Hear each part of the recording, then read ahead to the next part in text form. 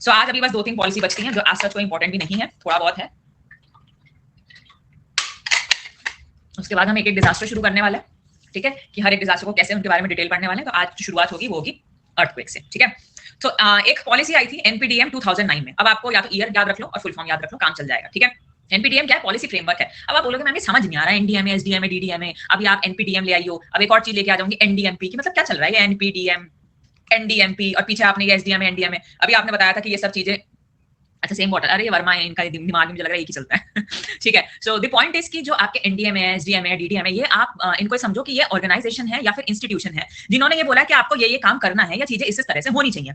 अब आपने तरीका बता दिया, बट एक्चुअल में क्या होगा, क्या पॉलिसीज आपको बनानी है, क्या आपका प्लान होना चाहिए, किस तरह से आपकी अप्रोच होगी, वो सब बेसिकली जो होगा, मतलब ये करना है, बट क्या करना है ये बताओ ना, किस तरह से क्या चीजें जाएंगी, किस तरह से प्रोसीड होगी, क्या पॉलिसीज बनानी है हर किसी के लिए, तो वो काम है बेसिकली एनपीडीएम का। एंड पीछे जो हमने सब कुछ पढ़े वो इंस्टीट्यूशन या ऑर्गेनाइजेशन है जिनके अंडर ये सब चीजें आती हैं, ठीक है। तो ये आप कंफ्यूज मत होना। एग्जैक्टली आप अनुज बिल्कुल सही बोल रहे हो, ये सब है तो वैसे पेपर वर्क की, बट ये पॉलिसीज बना रहे हैं, ये डॉक्यूमेंटेशन है, ये एक गाइडलाइंस है कि आपको किस तरह से क्या करना है, ठीक है। So national policy on disaster management that is NPDM, ये फॉर्मुलेट किया था by the government of India in 2009। तो आपको याद रखना है एनपीडीएम 2009 पॉलिसी फ्रेमवर्क। मैंने जो काम की चीज है ना वो हेडिंग में एक साथ ही लिख दिया ताकि आपको याद रहे, ठीक है। तो ये एक फ्रेमवर्क बता रहा है कि आपके जितने भी डिजास्टर मैनेजमेंट के स्टेप्स हैं, चाहे वो प्रिपेयरनेस हो, मिटिगेशन हो, रिस्पांस हो, रिकवरी हो, at all levels like national level पे, स्टेट लेवल पे, लोकल लेवल पे, ठीक है। तो ये सब क्या है, ये सब बता रहे हैं, हाँ एकदम खतरनाक मस्त केशु, पूर्ण रूप से मस्त हूं मैं, ठीक है। सो एक फ्रेमवर्क बना दे रहा है कि आपके जितने भी डिजास्टर मैनेजमेंट के जो भी फेजेस हैं वो प्रॉपर्ली हो, एंड ऑल्सो हर लेवल पे, ठीक है, नेशनल लेवल हो, स्टेट लेवल हो, लोकल लेवल हो, हर लेवल पे आपका जो काम है प्रॉपर तमीज से चलना चाहिए, ठीक है। तो इससे फायदा क्या होगा, ये मेरे इंडिया का डिजास्टर रेजिलियंस बढ़ा रहा है। रेजिलियंस मींस कैपेसिटी इंक्रीज कर रहा है। अगर आपकी कैपेसिटी इंक्रीज हो रही है मींस रिस्क जो है वो कम हो रहा है, एंड रिस्क कम हो रहा है मींस आपको जो लॉस है, जो डैमेज होगा वो भी कम से कम होगा, ठीक है।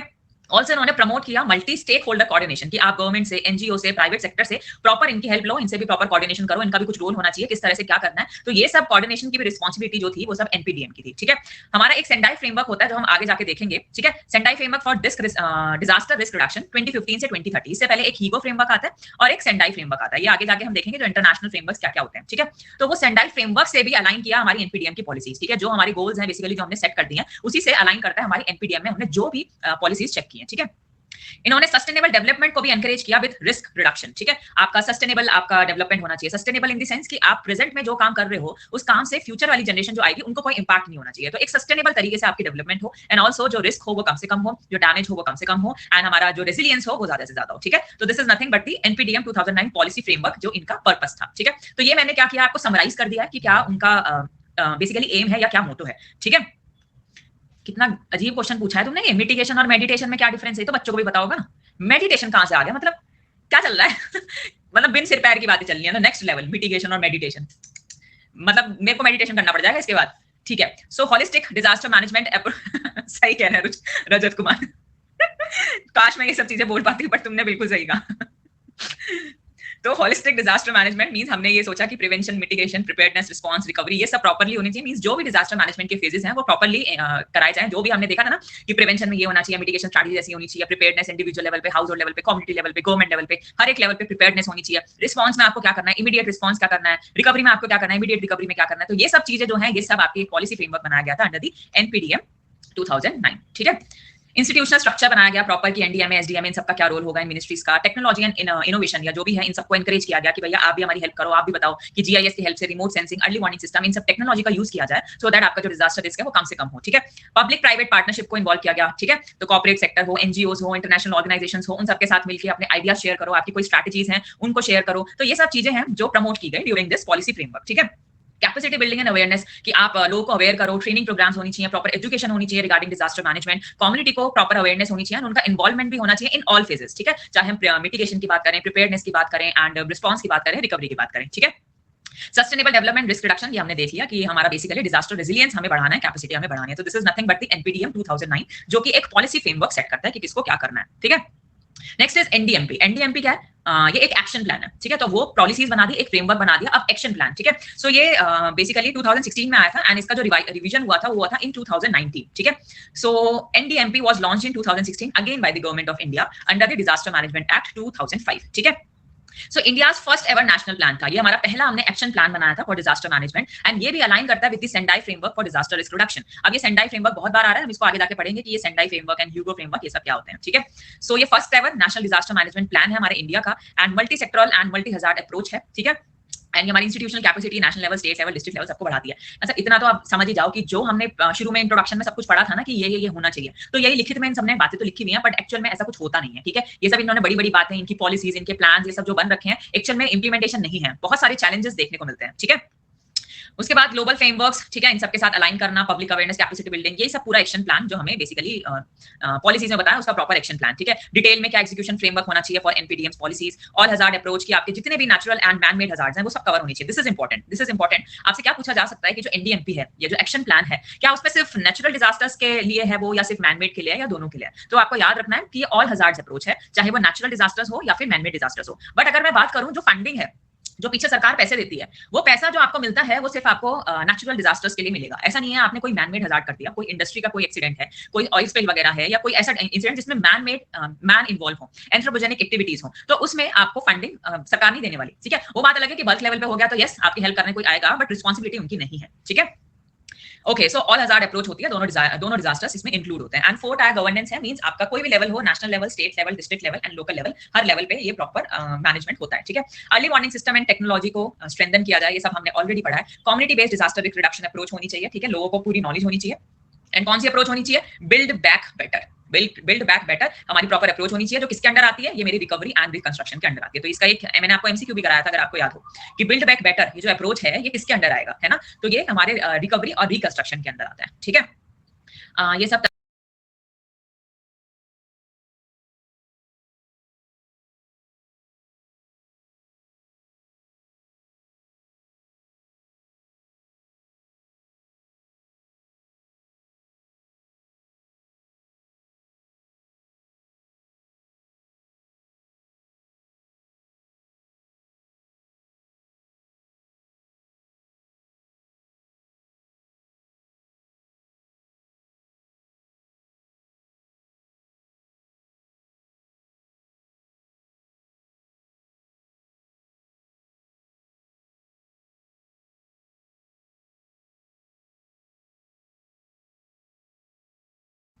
मूवी बन गई, बस ठीक है, बहुत बढ़िया। Next is prime ministers 10 point agenda on disaster risk reduction, ये भी आया था एक, ठीक है, धरती पे ये भी चीज आ गई थी 2016 में, ठीक है। अब आपसे कोई नहीं पूछने वाला कि वो 10 एजेंडा क्या थे, बस इतना याद रख लो कि प्राइम मिनिस्टर के 10 एजेंडा थे, 10 पॉइंट्स एजेंडा थे, बस इतना याद रखना है। 2016 में आया था। कब अनाउंस किया था? During Asian ministerial conference on disaster risk reduction, that is AMCDRR। तो Asian ministerial conference on disaster risk reduction 2016 में हुई थी, जिसमें प्राइम मिनिस्टर के 10 पॉइंट एजेंडा आए थे ऑन डिजास्टर रिस्क रिडक्शन, ठीक है। अगेन आपको ये सब कुछ नहीं याद करना, बस अगर पूछा गया तो बस इतना याद कर लो, 10 पॉइंट्स एजेंडा थे, 2016 में आए थे, बहुत है, बस इससे ज्यादा नहीं, ठीक है। की फोकस एरिया वही जो रटी रटाई चीजें हैं, कम्युनिटी को प्रिपेयर किया जाए, टेक्नोलॉजी को इंक्लूड किया जाए ताकि डिजास्टर रेजिलियंस बढ़े, कैपेसिटी बढ़े, इंटरनेशनल कोऑपरेशन से मतलब कोऑर्डिनेशन बनाया जाए, अपने जो बेसिकली रिलेशंस है उनको स्ट्रेंथन अप किया जाए, ठीक है। And main streaming disaster risk reduction into development planning, proper planning किया जाए, प्रॉपर सब कुछ किया जाए, ठीक है। सो हमारे prime ministers 10 point agenda on DRR, ये आपको दिख रहे हैं? कुछ तो दिख रहा है, हाँ कुछ तो दिख रहा है। ऑल डेवलपमेंट सेक्टर्स, जितने भी डेवलपमेंट सेक्टर्स हैं उसमें प्रॉपर प्रिंसिपल्स होने चाहिए डिजास्टर रिस्क मैनेजमेंट के, ठीक है। रिस्क कवरेज में सबको इंक्लूड होने चाहिए, poor household to SMEs to multinational corporation to nation states, ठीक है। रिस्क कवरेज में हर कोई इंक्लूड होना चाहिए। वुमेन की लीडरशिप होनी चाहिए, सबका इन्वॉल्वमेंट होना चाहिए डिजास्टर रिस्क मैनेजमेंट में। रिस्क मैपिंग जो हम पढ़ते हैं ना, जोनेशन मैपिंग ग्लोबली होनी चाहिए, ठीक है, ताकि आप नेचर एंड डिजास्टर रिस्क को अच्छे से समझ पाएं, किस तरह से क्या है, क्या एक्सपोजर है, क्या वल्नरेबिलिटी है, ये सब समझें, ठीक है। प्रॉपर टेक्नोलॉजी इंक्लूड होनी चाहिए ताकि एफिशिएंसी बढ़े हमारे डिजास्टर रिस्क मैनेजमेंट एफर्ट्स की। प्रॉपर हमारा नेटवर्क ऑफ यूनिवर्सिटीज होनी चाहिए जो डिजास्टर रिलेटेड इश्यूज पे काम करे, ठीक है। एंड हमें social media and mobile technologies को भी यूज करना है, उनका भी यूटिलाइजेशन करना है फॉर डिजास्टर रिस्क रिडक्शन, ठीक है। और क्या है? Make use of every opportunity, अच्छा बिल्ड ऑन लोकल कैपेसिटी, यानी फालतू की बातें हैं। एवरी अपॉर्चुनिटी हमें इंश्योर करनी है कि आप डिजास्टर के बारे में सीखें, सब कुछ, ठीक है, आप अवेयरनेस आपकी अच्छी खासी हो। प्रॉपर कोहेजन होना चाहिए with international response to disaster, means international cooperation उनके साथ अच्छा खासा कोऑर्डिनेशन हो ताकि आपकी बुरे वक्त में आपका सब साथ दें, ठीक है। तो ये सब क्या है? ये सब थे हमारे prime ministers 10 point agendas on DRR, ठीक है। कब हुआ था? 2016 में। कब हुआ था? And during the conference, Asian ministerial conference on disaster risk reduction, ठीक है। ओके, बातें तो बहुत सारी कर ली कि ये होना चाहिए, ये ऑर्गेनाइजेशन बना दिए, इंस्टीट्यूशन बना दिए, पॉलिसीज बना दिए, एक्शन प्लान बना दिए, बट ये सब चीजें हो नहीं पाती, हमारे आगे बहुत सारे चैलेंजेस आ जाते हैं, ठीक है। चैलेंजेस क्या है? Weak infrastructure. आप कितना ही कुछ बना लो कि भैया ऐसे होना चाहिए, ऐसा होना चाहिए, घर नहीं गिरेंगे, फला नहीं गिरेगा, ढिमकाना नहीं गिरेगा, बट हमारी रोड रोड जरा सा कुछ होता नहीं है, रोड तो ट्रैफिक चलाने से ही दो चार बाइक और ट्रक चलाने से टूट जाती है। तो जब डिजास्टर आएगा तुम्हें लगता है रोड बची रहेंगी? नहीं। Power system, water system, communication, ये सब सिस्टम इतना घटिया है कि ये बिना डिजास्टर के ही टूट जाती है। तो तुम्हें क्या लगता है कि जब कोई डिजास्टर आएगा ये बचेंगी? नहीं। हमारा इंफ्रास्ट्रक्चर बहुत वीक है, वो रेजिलिएंट नहीं है। लोगों पे पैसा नहीं है। अगर उनको बोल दिया जाए कि भैया अगर डिजास्टर से आपको बचना है तो आपको थोड़ा मॉडिफिकेशन करना पड़ेगा, आपको अच्छा मटेरियल यूज करना पड़ेगा, आपकी कॉस्टिंग बढ़ जाएगी। और जहां ही पैसा बढ़ाओ कहेंगे भाई हटा, देखी जाएगी, तो पैसा काट, तो पैसा बचा, तो रोड बना नाम की, ठीक है। तो बेसिकली यहाँ पे जो इंफ्रास्ट्रक्चर है, जो घर है, बिल्डिंग्स है, सब में इतना घपला होता है, सब वीक है, ठीक है। तो उनमें कैपेसिटी नहीं है। तो तुम कितनी ही बातें बनाए जाओ, ये चीज जब तक नहीं है तब तक कुछ चीज पॉसिबल नहीं है, ठीक है। सो हमारी roads, power, water, communication, they are very vulnerable to disaster. तो हमें stronger and disaster resistant design की जरूरत है। बट आप भी जानते हो कि कहाँ ही कौन ही इसको समझ रहा है या सुन रहा है, ठीक है। जैसे उत्तराखंड में कोटी बनाल हाउसेस, ठीक है। अब आप इसके बारे में पढ़ना, ये क्या होता है, किस तरह से डिजास्टर रेजिस्टेंट डिजाइन बनाए गए हैं इन उत्तराखंड, ठीक है। पुअर कोऑर्डिनेशन, फलाना फलाना ऑर्गेनाइजेशन बना दिए हैं, एनडीएमए, एसडीएमए, डीडीएमए, ये वो, कोऑर्डिनेशन इनमें बिल्कुल भी नहीं है। किसी को कुछ नहीं पता किसे क्या करना है, क्या नहीं करना, ठीक है। क्लियर रोल्स होने चाहिए, बेटर कम्युनिकेशन हो, स्टैंडर्ड प्रोसीजर्स होनी चाहिए कि किस तरह से क्या चीजें कौन क्या करेगा, किस तरह से आगे चलना है। तो इतनी चीजें जो बना दी हैं, अब तक क्लैरिटी नहीं है क्या रोल किसके अंडर आता है, ठीक है। अर्ली वार्निंग सिस्टम हम पे बहुत लिमिटेड है। कहने को है कि अर्ली वार्निंग पहले बता देंगे, साइक्लोन से बचा देंगे, फ्लड से बचा देंगे, तुम्हें अर्थक्वेक से बचा देंगे, सबसे बचा देंगे, बट ऐसा कुछ नहीं है, ठीक है। अभी देख लो, कल परसों जो दिल्ली में अर्थक्वेक आया, किसने क्या बता दिया, या पहले भी जो भी चीजें हुई थी किसने क्या बता दिया, नहीं पता लगता, ठीक है। तो फिर वही उसको लोग वेदर का एंड ये सब नेचर पे बेसिकली ब्लेम कर देते हैं। तो यही है कि हमारी टेक्नोलॉजी इतनी एडवांस नहीं है कि हमें चीजें पहले से पहले पता लग जाए। वेरी गुड अनुज, ज्यादा एजेंसी ज्यादा कंफ्यूजन, यस, ठीक है। तो हमारे पास effective warning, early warning systems भी नहीं है। तो मोर इन्वेस्टमेंट एंड एक्सपेंशन किया जाए, ठीक है। अर्ली वार्निंग सिस्टम में अच्छा खासा पैसा लगाया जाए, टेक्नोलॉजी लगाई जाए, ताकि आप लोगों की जान बचा सको, ठीक है। बट यहाँ पे लोगों को बिल्कुल फर्क नहीं पड़ता, ठीक है। Local bodies play a crucial role, but उनको ट्रेनिंग एंड अवेयरनेस नहीं पता होती। बहुत बार ऐसा होता है कि आपका कोई डिजास्टर कभी आया, ग्राउंड लेवल पे लोकल अथॉरिटीज को अवेयरनेस नहीं होती, या लोग बचाते हैं कि अबे जाना छोड़, तू अपना देख, लोग अपने अपने को बचाने में लगते हैं। अगर कोई जरा सा एफर्ट से एक ह्यूज डिजास्टर होने से बचा सकता है, वो भी उनको नहीं पता होता कि किस तरह से एक्ट करना है, किस तरह से रिस्पॉन्ड करना है, किस तरह से क्या चीजें होंगी। तो लोगों को ट्रेनिंग नहीं है, लोगों को प्रॉपर अवेयरनेस नहीं है, तो वो क्या ही लोगों को आगे बताएंगे। तो लोकल लेवल पे भी इन्वॉल्वमेंट नहीं होती, ठीक है। तो हमें मोर कम्युनिटी पार्टिसिपेशन की नीड है इन डिजास्टर प्लानिंग। लोगों को बताया जाए कि किस तरह से क्या करना है, जो बेसिक नीड देके आप लोगों की जान बता सकते हो, एटलीस्ट वो तो इंप्लीमेंट हो, ठीक है। प्राइवेट सेक्टर का इन्वॉल्वमेंट बहुत कम है। कॉर्पोरेट फंडिंग, ठीक है, is growing but still untapped for disaster management, ठीक है। सो बिजनेस को मतलब टू इन्वेस्ट, जो इन्वेस्टिंग करें, हमारा डिजास्टर रेजिलिएंट इंडिया बनाए, उसके लिए आपको थोड़ी बहुत फंडिंग, आपको प्राइवेट सेक्टर की इन्वॉल्वमेंट को थोड़ा बहुत बढ़ाना पड़ेगा। अननेचुरल डिजास्टर्स को इनकोर करना, ठीक है। हमारा जो फोकस है वो बेसिकली बस नेचुरल डिजास्टर्स पे टिका रहता है कि फ्लड बचा लो, अर्थक्वेक से बचा लो, लैंडस्लाइड से बचा लो, ये कर लो। बट ये भी देख लो कि मैन मेड हजार्ड्स भी कम नहीं हो रहे हैं, ठीक है। अब जैसे भोपाल गैस ट्रेजेडी है, तो वो एक मैन मेड हजार्ड ही है, उसको ठीक है बोलते बोलते तो वो इतना हाइप उसकी बन रखी है, बट इतने प्रिकॉशनरी मेजर्स आप मैन मेड डिजास्टर्स में नहीं लेते जितना आप नेचुरल के पीछे पड़े रहते हैं, ठीक है। सो हमें बेटर प्रिपरेशन चाहिए for chemical spills, industrial accidents and biological threats. Construction company में, जैसे मेरी फैमिली बैकग्राउंड पूरा कंस्ट्रक्शन से ही है, मेरे पापा की साइड पे मैंने इतनी बार देखा है, कभी किसी लेबर के कोई एक्सीडेंट हो जाता है, कभी कोई लग जाता है, कभी किसी का आग लग जाती है, कभी कोई मर जाता है, कभी किसी पे कुछ गिर जाता है, कभी किसी पे फलाना गिर गया। दिल्ली एयरपोर्ट पर भी रिसेंटली हुआ था, दिल्ली एयरपोर्ट पे भी हुआ था ना कि लोग मरे मरे गए थे। तो क्या है वो, बेसिकली मैन मेड डिजास्टर्स ही है, ठीक है। तो यही सब चीजें हैं जो आप सिर्फ नेचुरल डिजास्टर्स पे फोकस मत करो, आप मैन मेड भी देखो कि लोगों का क्या चल रहा है। दिल्ली रेलवे स्टेशन, यस, ठीक है। तो यही सब चीजें हैं। सो हम क्या चाहते हैं, वे फॉरवर्ड क्या है कि भैया स्ट्रॉन्गर डिजास्टर प्रूफ इंफ्रास्ट्रक्चर होने चाहिए, मॉडर्न एंड लोकल टेक्निक्स का कॉम्बिनेशन बढ़िया अच्छा खासा हो, बेटर कोऑर्डिनेशन हो between agencies, early warning systems हर हजार्ड के लिए इंप्रूव्ड हो, लोकल बॉडीज को एम्पावरमेंट किया जाए, उनको ट्रेनिंग एंड अवेयरनेस दी जाए, प्राइवेट सेक्टर पार्टिसिपेशन बढ़ाया जाए, एंड ऑल्सो अननेचुरल डिजास्टर्स पे फोकस को बढ़ाया जाए, ठीक है। तो मैन मेड डिजास्टर जो हो रही है, मैनेजमेंट की जहां पे नीड है, वहां पे भी अपना फोकस थोड़ा बहुत बढ़ाया जाए, इंस्टेड ऑफ कि सिर्फ नेचुरल डिजास्टर्स के पीछे पड़े रहो, ठीक है। एंड अब ये एक इंपॉर्टेंट लिस्ट है जो मैंने आपके लिए मेंशन कर दी है रिगार्डिंग द हेडक्वार्टर्स, ठीक है। तो कौन कौन सी एजेंसी और जो ऑर्गेनाइजेशन है उनका हेडक्वार्टर कहां पे है, जैसे NDMA new Delhi, NIDM new Delhi, CWC new Delhi, IMD new Delhi, geological survey of India Kolkata, ठीक है। तो आपको ये याद रखना है, मैंने ऐसे फलाने में नहीं करी है, ये आपको याद रखना है, ठीक है। IFRC Geneva Switzerland, UNDRR Geneva Switzerland, yes exactly, they are very much important. आप चाहे एजेंसीज की बात करो, हेडक्वार्टर की बात करो, ये वो जरूर पूछेंगे, क्योंकि बेसिक बेसिक चीज तो आप एनीवे बता दोगे, जो रटन रटाने वाली चीज है उन्हें तो वो पूछनी है, ठीक है। FEMA Washington, WMO Geneva Switzerland, UNDP New York USA, UNOCHA, ठीक है, and ISRO Bengaluru, NRSC Hyderabad, and ISDR international strategy for disaster reduction Geneva Switzerland, ठीक है। तो दो चार ही हैं, न्यू दिल्ली और ये सब आपको याद करनी पड़ेंगे, ठीक है। मूव कर रहे हैं, that is with the detailing of each disasters, that is natural disaster से स्टार्ट करेंगे। तो सबसे पहले बात करेंगे with the important one, that is earthquake, ठीक है। तो अर्थक्वेक के बारे में बिल्कुल चिट्ठा पढ़ लेंगे, बिल्कुल पीएचडी कर लेंगे, बट मतलब कायदे में सब्जेक्ट की बात की जाए, सब्जेक्ट की बात की जाए तो डिजास्टर मैनेजमेंट हमारा कंसर्न है, बट क्योंकि मैं जानती हूँ आप सब लोग इंजीनियर हैं, तो मुझे ये पता है कि आपकी ज्योग्राफी बिल्कुल हिली हुई होगी। आपको नहीं पता होगा कि अर्थक्वेक में हाँ ये पी वेव, एस वेव होती है, कौन सी मोस्ट डिस्ट्रक्टिव होती है, कौन से इंस्ट्रूमेंट से मेजर करते हैं, जो ग्राफ होता है उसको क्या कहते हैं, कौन कौन से स्केल्स यूज होते हैं, कौन कौन सी थ्योरीज हैं, क्या कॉजेज हैं, क्या नहीं है। तो इस वजह से मैंने हर एक चीज मेंशन कर दी है। हाँ लिटिल बिट पता है, दैट आई नो, थोड़ा बहुत पता होगा, बट क्योंकि मैं नहीं चाहती कि आप वहां पे डम बैठ जाएं या आपको मेन ज्योग्राफी का बेसिक चीज पूछ लिया और हमने यहाँ डिजास्टर मैनेजमेंट पढ़ के चल दिए तो उसमें मजा नहीं है। ठीक है, तो मैं आपको आई ट्राई कि मैं जो मेन अर्थक्वेक जो ज्योग्राफी में चीजें आती है मैं उसको भी बताऊं, एंड उसके बाद डिजास्टर मैनेजमेंट तो अपन को पढ़ना ही है। ठीक है, so what is earthquake? Earthquake is nothing, हाँ बट इतना ही पता है, movement of tectonic plate. 70 theory है अर्थक्वेक आने की। P Q L wave, love wave, most dangerous, very good विकास।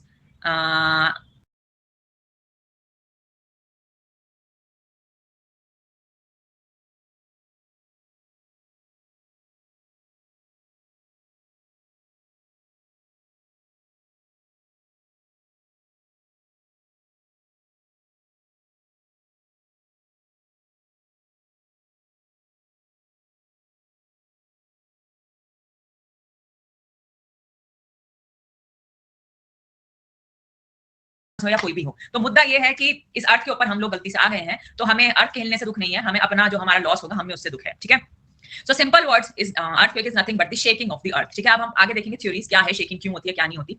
बेसिकली एनर्जी रिलीज होती है, या मैं बोलूं सिस्मिक एनर्जी रिलीज होती है, सिस्मिक वेव्स जनरेट होती हैं जो हर डायरेक्शन में डेवलप होती हैं। क्या सिस्मिक वेव्स होती हैं, क्या जनरेट होता है, ये सब मैं अभी आपको बता दूं। क्या कुछ अच्छा सा है मेरे पास?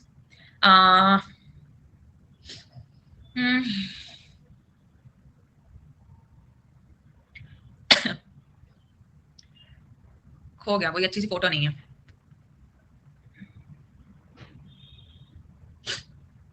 यहां से कुछ समझ सकते हो कि बेसिकली बेसिकली क्या है कि आपका इतना तो पता होगा ना कि हमारे जो अर्थ क्रस्ट है वो डिफरेंट डिफरेंट प्लेट से बनी है। इतना सुना ही होगा, इंडियन प्लेट होती है, यूरेशियन प्लेट होती है, अफ्रीकन प्लेट है, ऑस्ट्रेलियन प्लेट है, फलाना ढिमकाना, बहुत सारी मेजर प्लेट्स हैं, कुछ माइनर प्लेट्स भी हैं। ठीक है, तो ये जो प्लेट्स होती हैं ये बेसिकली ये सॉलिड आप समझ सकते हो लिथोस्फेयर में आती है। लिथोस्फेयर के नीचे होता है स्टेनोस्फेयर। ठीक है, जो मोल्टन स्टेज में जहाँ पे मैग्मा लावा ये सब प्रेजेंट है। ठीक है, तो बेसिकली ये जो सॉलिड लेयर्स हैं ये एक मोल्टन स्टेज के मटेरियल के ऊपर एक इक्विलिब्रियम बनाई गई है, जिसको मैं बोलती हूँ आइसोस्टेटिक इक्विलिब्रियम। कहाँ है, उसी पेज पे आ जाते हैं,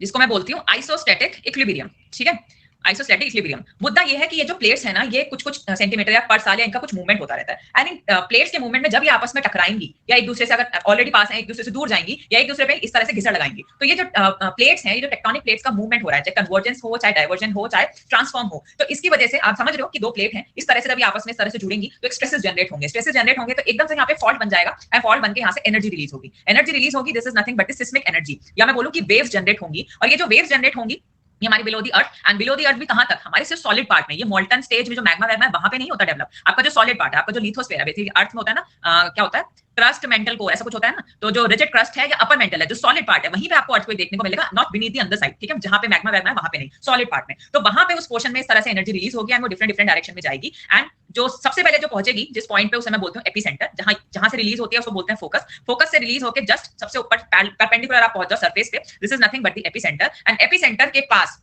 जो भी लोकेशन, जो भी आपके पास इंफ्रास्ट्रक्चर होगा, लोग होगा, जो भी कुछ होगा, यहाँ पे जो वेव्स जनरेट होंगी, जो उनका इंपैक्ट होगा वो मैक्सिमम होगा। एंड जैसे जैसे आप एपिसेंटर से दूर जाते जाएंगे जो इंपैक्ट होगा वो कम होता जाएगा। ठीक है, so this is nothing but the vulnerability. ठीक है, आप कितना वल्नरेबल होंगे, आप एपिसेंटर के जितने पास होंगे उतना ज्यादा नुकसान, एंड आप जितना दूर होंगे उतना कम नुकसान। तो ये कोई मैकेनिज्म है थोड़ा बहुत अर्थक्वेक का जो आपको पता होना चाहिए। ठीक है, क्या भेज रहे हो तुम, ये तो सुंदर सुंदर सा।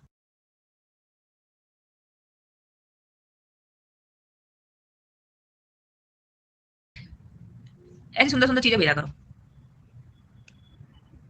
Tectonic plates, epicentre, very nice, ये मैं पहले खोल लेती। तो दिस इज नथिंग बट आपका ये फॉल्ट क्रिएट हो गया। ठीक है, ये फॉल्ट क्रिएट हो गया, आपके जो ये थे इनमें इस तरह से डिस्प्लेसमेंट हुआ। ठीक है, डिस्प्लेसमेंट होने के बाद यहाँ पे फॉल्ट क्रिएट हुआ एंड एनर्जी, ये जो सिस्मिक वेव हुई है। ठीक है, एंड जो आपका फॉल्ट है, इरेज करो इसको, हट जाओ बेटा। हाँ, एंड आपका जो फॉल्ट है फोकस से डायरेक्ट आप सरफेस पे जाओ, दैट इज एपिसेंटर। ये है आपका फोकस। फोकस या हाइपोसेंटर एक ही चीज है, फोकस या हाइपोसेंटर एक ही चीज है। इससे डायरेक्टली परपेंडिकुलर डायरेक्शन में सरफेस पे जाओ, that is nothing but the epicentre. ठीक है, एपिसेंटर के बाद जो नीचे से रिलीज होती है उनको हम बोलते हैं बॉडी वेव्स, जो हमारे सरफेस के नीचे जो एकदम स्टार्ट हुई है। एंड जब बॉडी वेव सरफेस पे पहुंच जाती है उनको मैं बोलती हूँ सरफेस वेव्स। ठीक है, न्यू वेव्स जनरेट होती हैं। अब ये इनमें भी आपको देखने को मिलेगा बॉडी वेव्स में P wave, S wave, and surface wave में एल वेव और आर वेव। इसमें कौन सी मोस्ट डिस्ट्रक्टिव होती है, कौन किस मीडियम में जाती है, किसकी फ्रीक्वेंसी ज्यादा है, किसका वेवलेंथ ज्यादा है, तो ये सब भी अपन को देखना है। ठीक है, तो ये सब चीजें हम देखेंगे। वेरी नाइस, ये वाला भी अच्छा है। यहाँ पे भी अपन को पता लग रहा है। ठीक है, किस तरह से यहाँ पे सोर्स या फोकस है एंड यहाँ पे फॉल्ट क्रिएट हुआ एंड ये इस तरह से नीचे को जा रहा है, एनर्जी रिलीज हुई एंड जस्ट ऊपर एपिसेंटर एंड इस तरह से हमारा अर्थक्वेक आएगा, शेकिंग होगी एंड तबाही हो जाएगी। ठीक है, ओके नाइस, बहुत अच्छी फोटो है, मजा आ गया। कहां थे हम?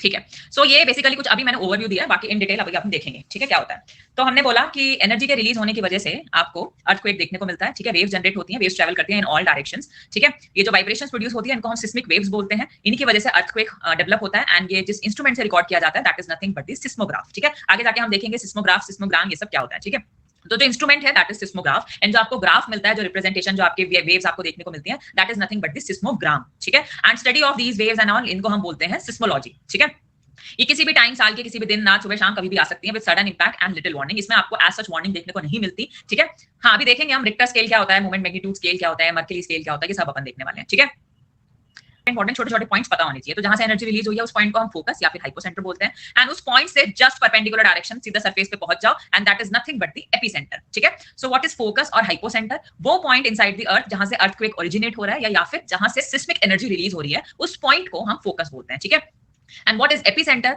वो पॉइंट जो मेरे अर्थ सरफेस पे डायरेक्टली आपको देखने को मिल रहा है अबव द फोकस। तो फोकस से डायरेक्टली अबव द आप सीधा ऊपर जाओ, सरफेस पे जहां पहुंच गए, that point is nothing but the epicentre. ठीक है, तो ये आपको सिस्मिक वेव्स रेड रेड दिखाई गई हैं कि दे ट्रैवल इन ऑल डायरेक्शंस। ठीक है, एंड अगर मैं बात करूं एपिसेंटर, यहाँ पे हार्म ज्यादा होगा एंड उसके बाद जो हार्म है आगे जा जाके एनर्जी जो डिसिपेट होती रहेगी एंड जो हार्म है जो दूसरी दूर लोकेशन पे है उनको जो इंपैक्ट होगा वो कम होगा। ठीक है, सो अभी तक इतना क्या है, shaking of earth is earthquake, seismic energy या सिस्मिक वेव्स जनरेट होती हैं जो बेसिकली हमारे अर्थ की शेकिंग कराती हैं। जिस पॉइंट से जनरेट होते हैं उसको फोकस या हाइपोसेंटर बोलते हैं एंड फोकस से जस्ट ऊपर सीधा सरफेस पे पहुंच जाओ तो उसको एपिसेंटर बोलते हैं। ठीक है, अब क्या होता है कि based on focal depth means ये आपका जो फोकस है, ठीक है, आप अर्थ सरफेस से ये जो आपको डिस्टेंस देखने को मिल रही है this is nothing but the focal depth. तो फोकल डेप्थ के बेसिस पे आपके अर्थक्वेक के कुछ क्लासिफिकेशन होते हैं। ठीक है, So depth of their focus या hypocenter beneath the earth surface is nothing but the focal depth. इसके तीन कैटेगराइजेशन होते हैं। First is shallow focus earthquake. Shallow focus earthquake में जो डेप्थ होती है वो 0 से 70 किलोमीटर के बीच में होती है। मींस आपका जो डेप्थ होगी वो 70 किलोमीटर, मतलब विद इन दिस रेंज होगी 0 to 70 किलोमीटर। अगर मैं बात करूं हमारे जो मोस्ट कॉमनली जो अर्थक्वेक्स आते हैं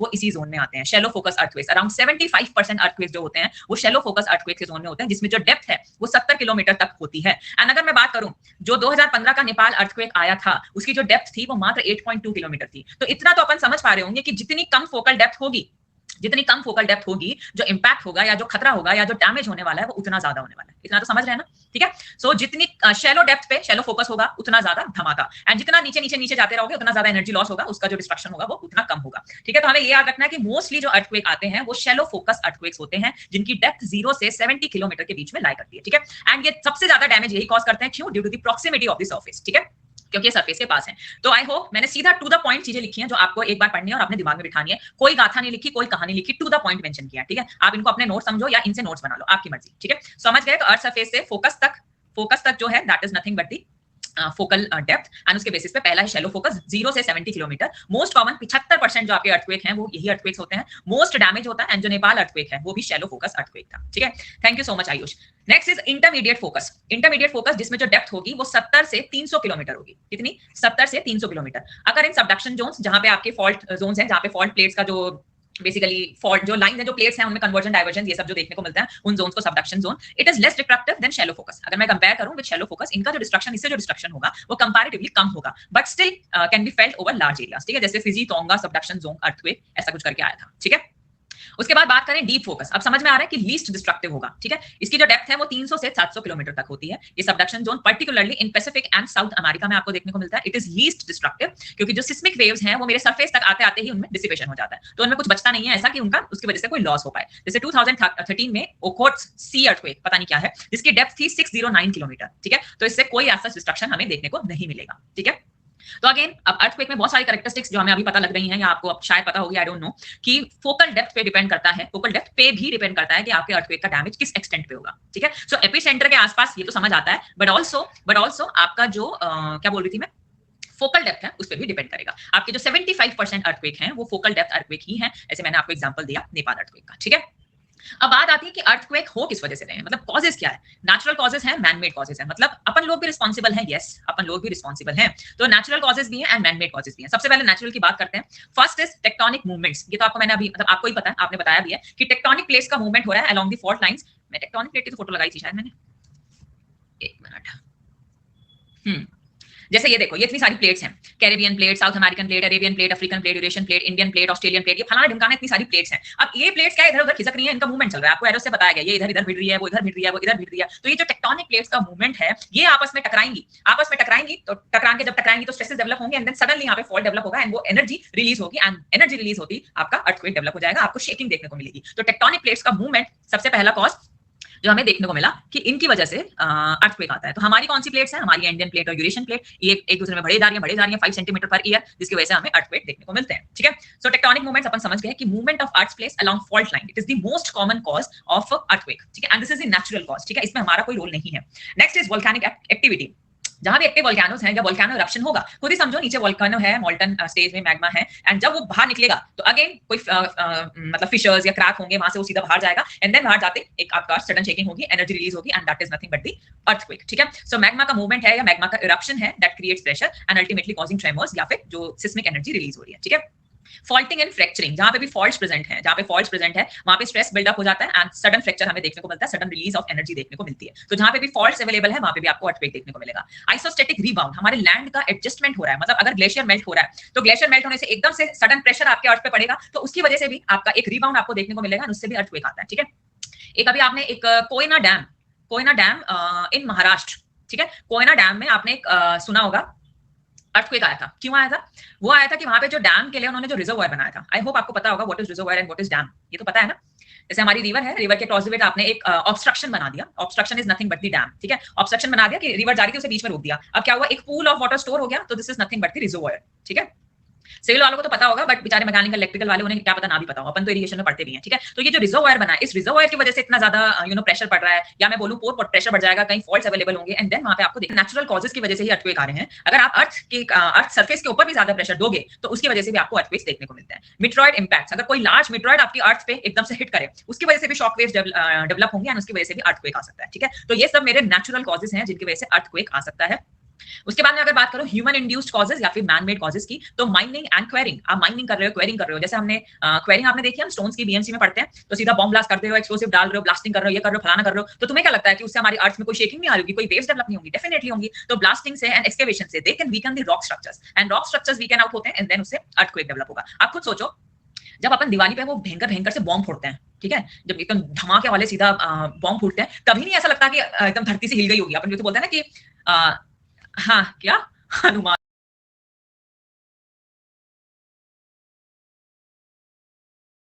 देते हैं, बहुत बढ़िया, तो दिख रहा है मुझे तुम्हारा, बाल्टी उड़ा देते हैं और बोतल उड़ा देते हैं, रॉकेट तुम ही हो जो उल्टे सीधे रॉकेट उड़ाते हो। ठीक है, हाँ, तो लैला मजनू कौन है, ये क्या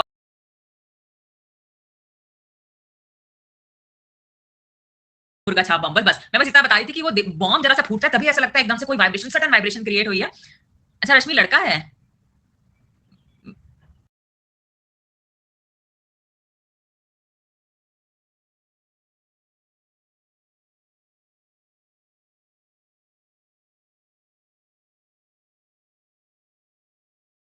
नेक्स्ट इज रिजर्वायर इंड्यूस्ड सिस्मिसिटी, यही मैं बोल रही थी, large dams create pressure on fault lines, that is nothing but the Koyna dam. ठीक है, सो कोयना डैम ये एक ऐसी जगह नहीं है, ये ऐसे जोन में लाया नहीं करता कि जहां पे सीवियर अर्थक्वेक आए, बट वहां पे आया था। ठीक है, पूरा डैमेज हुआ था, क्यों? क्योंकि वहां पे रिजर्वायर इंड्यूस्ड सिस्मिसिटी थी, RIS, ये आपसे पूछा जा सकता है कि अगर कोयना डैम में अगर अर्थक्वेक आया था तो उसका रीजन क्या था, किस वजह से आया, तो the reason is reservoir induced seismicity. ठीक है, next is oil and geothermal extraction, आप ड्रिलिंग कर रहे हो, फ्लूइड इंजेक्शन कर रहे हो, अंडरग्राउंड बेसिकली जो भी लेयर्स हैं, आप उसमें कोई भी डिस्टर्बेंस कर रहे हो तो उसकी वजह से भी अर्थक्वेक आता है। न्यूक्लियर एक्सप्लोजन टेस्टिंग चल रही है, एटॉमिक टेस्टिंग चल रही है, बॉम्ब फोड़ो, धूम धूम धाम चल रहा है, तो उसकी वजह से भी अर्थक्वेक देखने को मिलता है। तो अंडरग्राउंड टेस्ट जो भी होंगे, they generate artificial seismic waves and उन waves की वजह से भी earthquake आता है। ठीक है, तो नेचुरल कॉजेस भी अपन ने पढ़ लिए एंड हमने ह्यूमन इंड्यूस्ड कॉजेस भी पढ़ लिए। अब बात करते हैं थ्योरीज ऑफ अर्थक्वेक। हाँ, क्वेरिंग एंड आल्सो, यस, हमने बात की अभी क्वेरिंग ऑफ स्टोन्स, तो हम ब्लास्टिंग करते हैं, ये वो 70 मेथड हमने पढ़े भी हैं। ठीक है, rebound theory that is most accepted. ठीक है, ये HF रेड ने 1906 में प्रपोज की थी। उन्होंने सैन फ्रांसिस्को अर्थक्वेक के बाद उन्होंने स्टडी करी एंड उन्होंने ये थ्योरी निकाली। उन्होंने बोला कि जो रॉक्स हैं अलोंग अ फॉल्ट, जो भी कोई फॉल्ट होगा, फॉल्ट लाइन के अलोंग जो भी रॉक्स होंगे उनके पास इलास्टिक एनर्जी स्टोर होती है ड्यू टू टेक्टोनिक स्ट्रेस। ठीक है, एंड जब वो प्लेट्स या फॉल्ट जब आपस में टकराती हैं या जब उनका मूवमेंट हो रहा होता है, एक दूसरे में कन्वर्ट हो रही है, डाइवर्ट हो रही है, तो क्या होता है बेसिकली, जब मेरा स्ट्रेस मेरे रॉक की स्ट्रेंथ से एक्सीड कर जाता है, जब आपका स्ट्रेस स्ट्रेंथ से एक्सीड कर जाता है, सिविल इंजीनियरिंग में यही पढ़ते हो अपन, का मुद्दा यही होता है कि स्ट्रेस जो भी जनरेट हो रहा है वो स्ट्रेंथ से कम होना चाहिए, पूरी जिंदगी यही करते हैं हम। ठीक है, तो अगर मेरा स्ट्रेस स्ट्रेंथ से ज्यादा एक्सीड कर जाता है, जो मेरा फॉल्ट है वो सडनली स्लिप करेगा, सडनली स्लिप करके जो स्टोर्ड एनर्जी थी वो एकदम से रिलीज हो जाएगी एज सिस्मिक वेव्स, जिसको हम अर्थक्वेक बोलते हैं। एंड जैसे ही वो एनर्जी रिलीज होगी, आपका जो रॉक है वो अपने ओरिजिनल शेप या ओरिजिनल पोजीशन में दोबारा से आ जाएगा। And this is nothing but the elastic rebound theory. ठीक है, सो ये आपको याद रखना है, बस इतना याद रखना है, इससे ज्यादा कुछ याद नहीं रखना। जैसे आपको यहाँ पे भी दिखाया गया कि क्रस्ट है एट रेस्ट है, क्रस्ट डिफॉर्म होने लग रही है, ठीक है, स्ट्रेन एक्यूमुलेट, स्ट्रेन आने लग रहा है यहाँ पे, this is the fault area. ठीक है, उसके बाद हमारे फॉल्ट एकदम से रप्चर होने लग रही है, रप्चर जैसी होगा, मेरी स्ट्रेस जो है वो स्ट्रेंथ से जैसी बढ़ी, एकदम से यहाँ पे सिस्मिक वेव जनरेट हो जाएंगी। सिस्मिक वेव जैसे ही जनरेट होंगी, मेरा जो रॉक है, जो अर्थ है, मतलब जो रॉक पार्ट था, वो सिमिलरली अपना दोबारा से अपनी ओरिजिनल पोजीशन में आ जाएगा, क्योंकि आपका जो स्ट्रेन है वो रिलीज हो चुका है। तो this is nothing but the elastic rebound theory, जहाँ पे आपको नीचे भी दिखाया गया no strain and then strain buildup हुआ, स्ट्रेन बिल्डअप होते ही जैसे स्ट्रेन आपका स्ट्रेस स्ट्रेंथ ज्यादा गया, एकदम वो टूट जाएगा, एंड टूटते ही वो अपने ओरिजिनल पोजीशन में आ गया, and that is nothing but the elastic rebound theory, failure हो जाएगा। हाँ श्रवण, आई एक्सेप्टेड, वाईसीटी में बहुत बहुत बहुत गलत आंसर्स हैं। इवन एक यूनिट में 5 बार सेम क्वेश्चन देंगे और 5 में से 3 बार उनके आंसर अलग होंगे, 2 बार कुछ अलग ही होंगे, 3 बार दुनिया से हटके ही होंगे। ठीक है, तो ये I understand, but the point is कि आप अपने कॉन्सेप्ट पे ध्यान दो। एंड इसका दूसरी ये चीज हो सकती है, दूसरा आप ये करो कि आप जिस भी स्टेट के एग्जाम दे रहे हो, तो अगर वो कोई पर्टिकुलर क्वेश्चन पीवाईक्यू में आया है, तो उनकी आंसर की में जो आंसर मेंशन था, आप उसको ही लगा के आना, चाहे आपके कॉन्सेप्ट कुछ भी कह रहे हो, क्योंकि ये लोग नहीं देखते कि क्या कॉन्सेप्ट है क्या नहीं, उनको बस ये देखना है कि कब से वो आंसर क्या चला रहा है, वो आंख बंद करके आंसर की बनाते हैं। ठीक है, तो बस इतनी सी बात है, बाकी तो जानते हैं हम दुनिया में क्या ही चल रहा है। ऐसा नहीं है कि ईएससी वाले भी क्वेश्चन बहुत बार सही देते हैं, ईएससी भी बहुत बार क्वेश्चन गलत देता है। ठीक है, चलिए next is plate tectonic theory. Plate tectonic theory मैंने जैसे आपको बताया, ये मेरा जो लिथोस्फेयर है ये रिजिड है, नीचे आपका प्लास्टिक फ्लो है, मोल्टन स्टेज है, एंड ये मेरे इस मोल्टन मटेरियल के ऊपर समझो तैर रहा है काइंड ऑफ, और जब तक ये इक्विलिब्रियम है, बट जैसे इनका इक्विलिब्रियम बिगड़ेगा, तो या तो ये एक दूसरे में कन्वर्ट होंगे, या ये डाइवर्ट होंगे, या इनमें ट्रांसफॉर्मेशन आपको देखने को मिलेगा। ठीक है, so it explains earthquake as a result of movement of lithospheric plates. हमारे लिथोस्फेयर की जो प्लेट्स हैं, उनके मूवमेंट की वजह से ये प्लेट टेक्टोनिक थ्योरी बनाई गई है कि हमारा अर्थ क्रस्ट जो है वो डिवाइडेड है in so many tectonic plates that can be major और माइनर। ठीक है, जब मेरी प्लेट्स इंटरैक्ट करती हैं एट बाउंड्रीज, तो हमें 3 कंडीशन देखने को मिलती है, कन्वर्जेंट, डाइवर्जेंट एंड ट्रांसफॉर्म, जिसकी वजह से स्ट्रेस बिल्डअप होता है, एंड उसकी वजह से अर्थक्वेक आते हैं। जैसे स्ट्रेस आपकी स्ट्रेंथ से ज्यादा हुआ, आपको अर्थक्वेक देखने को मिलेगा। जो मोस्टली अर्थक्वेक आपको देखने को मिलते हैं वो प्लेट बाउंड्रीज पे देखने को मिलते हैं, and specially in the Pacific ring of fire, that is the most important point. ठीक है, अर्थक्वेक डिस्ट्रीब्यूशन आपका मैक्सिमम जो आपको अर्थक्वेक देखने को मिलेंगे वो पैसिफिक रिंग ऑफ फायर पे देखने को मिलेंगे। आपका जापान कहां लाई करता है? Pacific ring of fire.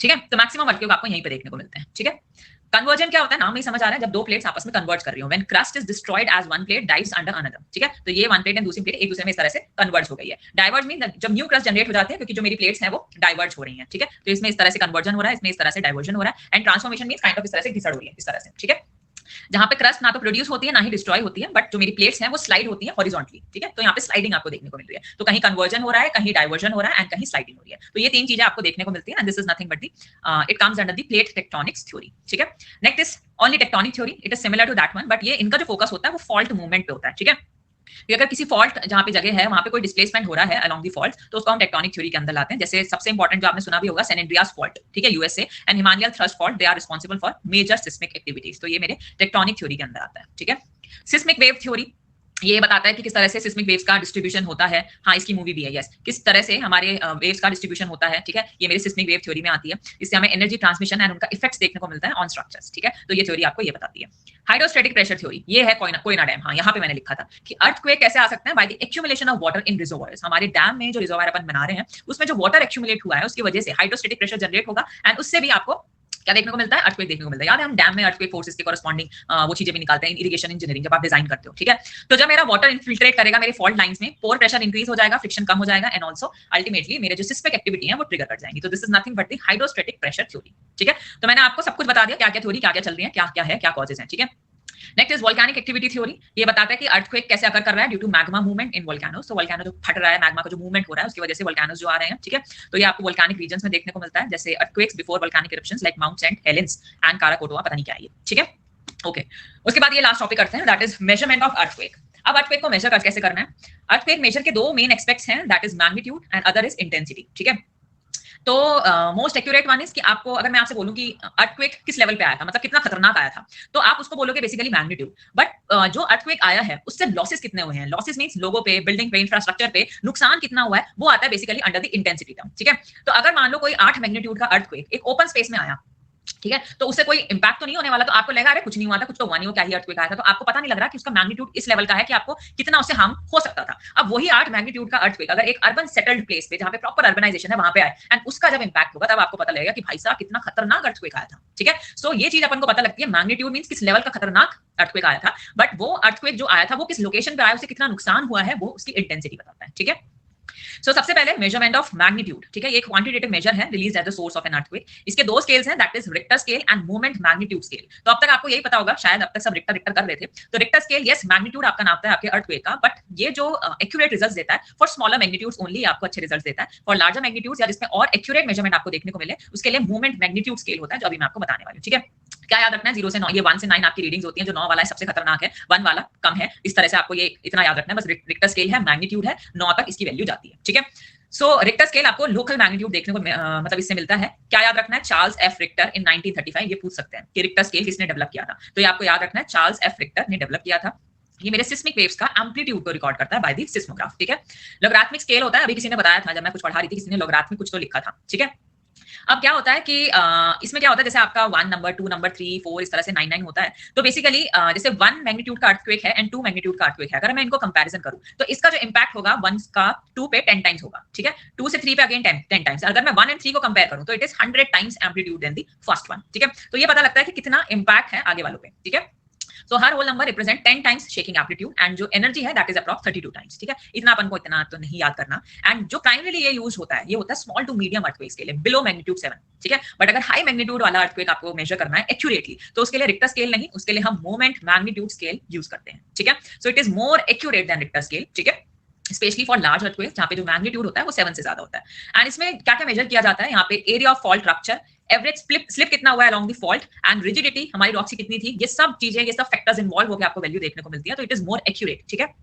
And ये यूज किया जाता है by the United States geological survey, तो उन्होंने ही ये डेवलप किया था, तो it is more accurate and modern seismologist as a standard scale for measuring earthquake. तो स्टैंडर्ड स्केल आप इसी को यूज करते हो, ये याद रखना, यूनाइटेड स्टेट्स ने डेवलप किया था and it is more accurate than the Richter scale, and ये for large magnitude, for magnitude above 7 आप इसको यूज करते हो। ठीक है, अच्छा गिरगिट था वो बालक। Okay, next is measurement of intensity. Intensity basically qualitative measure बता रहा है कि अर्थक्वेक का कितना इफेक्ट हुआ है लोगों पे, स्ट्रक्चर्स पे एंड एनवायरमेंट पे एट अ स्पेसिफिक लोकेशन। ठीक है, यस विशाल। ठीक है, so that is modified Mercalli intensity MMI scale, या फिर एक होता है यूरोपियन मैक्रोसिस्मिक स्केल, एंड ये यूरोपियन वाला ये यूरोप वाले यूज करते हैं। ठीक है, ये यूजुअली यूरोप में ही यूज किया जाता है। ठीक है, अब एमएमआई स्केल ये इंपैक्ट मेजर करता है humans, buildings and landforms on environment, and इसकी जो वैल्यू रेंज करती है फ्रॉम 1 टू 12। ठीक है, रिक्टर स्केल में 9 तक थी। 1 इज मतलब एज सच कोई पता तक नहीं चला, इतना वाला आपका इंटेंसिटी इस तरह से आपको देखने को मिली, and 12 means the total destruction, पूरी प्रॉपर तबाही मच चुकी है, इस लेवल पे अर्थक्वेक आया था। ठीक है, and damage reports and human perception के बेसिस पे ये एक सब्जेक्टिव स्केल होता है, ये कोई नहीं बता सकता एग्जैक्टली आपको कि अर्थक्वेक किस तरह से आया था, मतलब परसेप्शन अपना अलग अलग बन जाएगा, डैमेज की रिपोर्ट्स भी आपको अलग अलग देखने को मिलेंगी, तो ये आपको एक्यूरेटली नहीं बताएगा